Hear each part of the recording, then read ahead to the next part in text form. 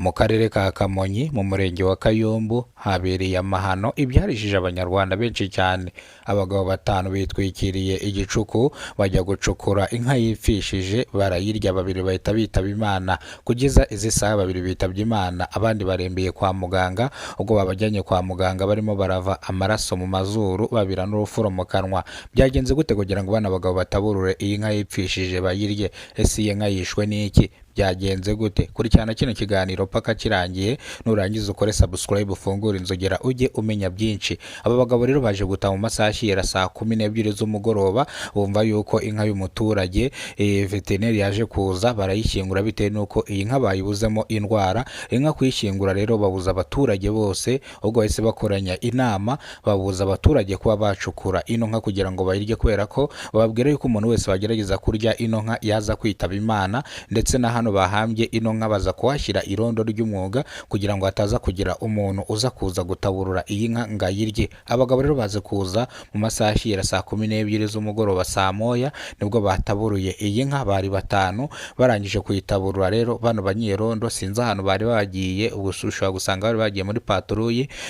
Baza gutaburura iyi nka, baza kuyirya, nyine bazigeza mu rugo baraziteka, baza kuzirya bahita bitaba Imana babiri, abandi batatu barembeye kwa muganga barimo barava amaraso mu mazuru, abandi babira urufuro mu kanwa. Kugeza izi saha rero abaganga bari kubitaho kugira ngo bataza kuhaburira ubuzima. Ni mu gihe abaturage bavuga yuko veterineri yaje guhamagaza abaturage bose n'inzego z'ubuyobozi zihari, bavuga yuko iyi nka nta muntu n'umwe wemerewe kuyirya kubera ko bayibuzemo indwara. Aba bagabo rero nibwo kuza ino nka barayitaburura. Ku bw'amahirwe imiryango yabo ntago yigize irya kwa zino nyama, kubera ko bari bari mu nama bababuza ko iyi nka nta muntu wayitaburura, ariko bo bigize jorokoni barayitaburura.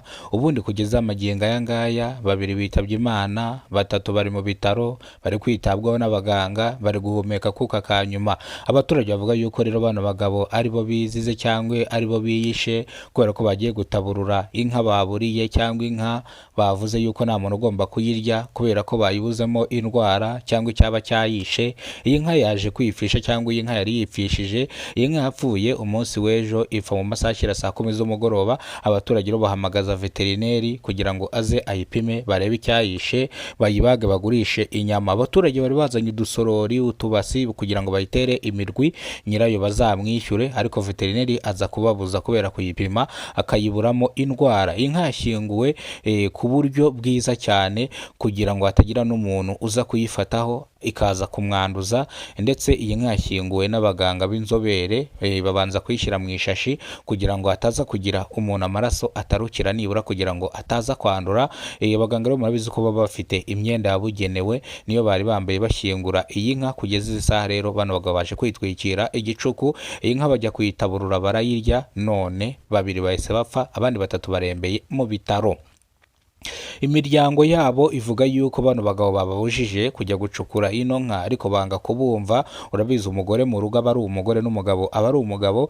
Umugabo yavuze ati reka njye kwishakira akaboga, mwebwe muracyari mu mandazi. Ni gute bavuga ngo inka yipfishije nta muntu wemerewe kuyirya?